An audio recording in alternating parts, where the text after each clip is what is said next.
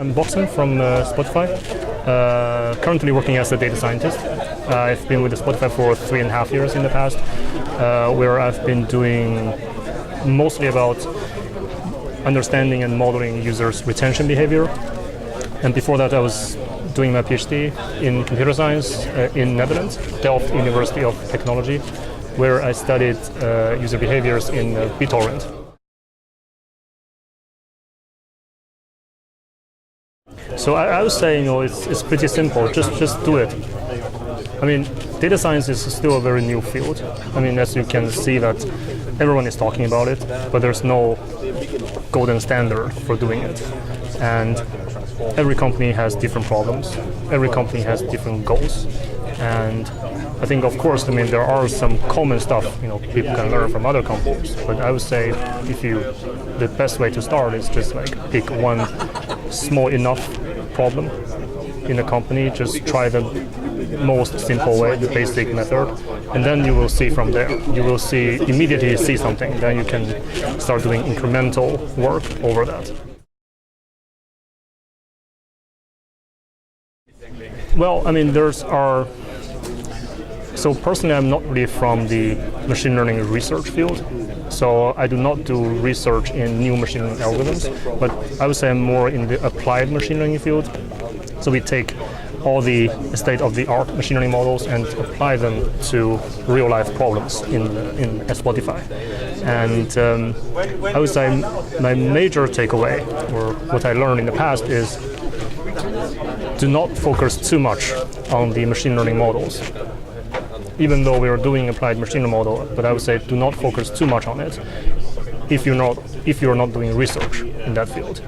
So what I mean by that is there are so many libraries out there, there are so many companies out there developing those standard machine learning models. As a company, if you have a business problem to solve, you should focus more on your business problem instead of the actual machine learning techniques or algorithm.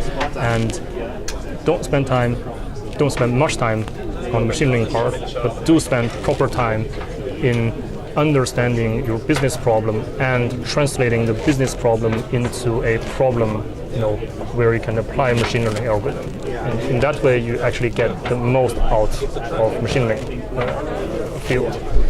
So I've seen that as it's more like a fallacy in some companies where people spend a huge amount of time in the actual techniques while they sort of overlook the business part.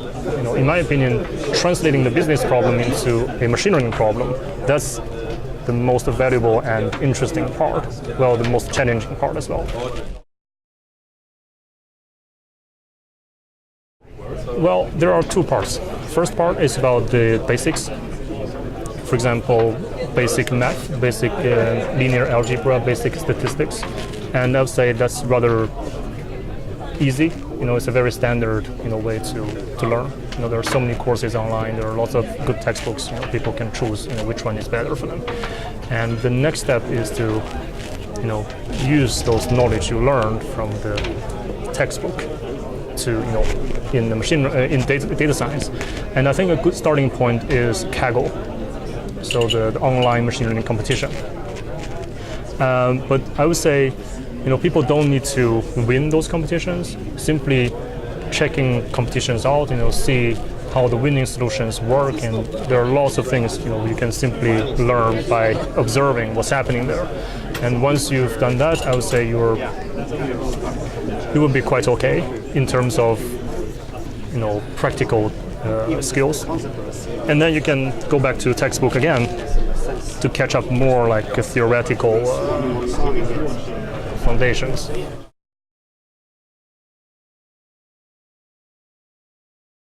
I answered a similar question on Quora last year, and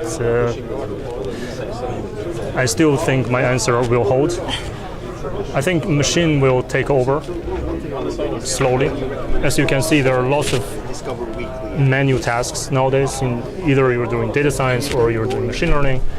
But I do believe in the coming years, maybe 5 or 10 years, most of those tasks can be automated by machines, by software algorithm.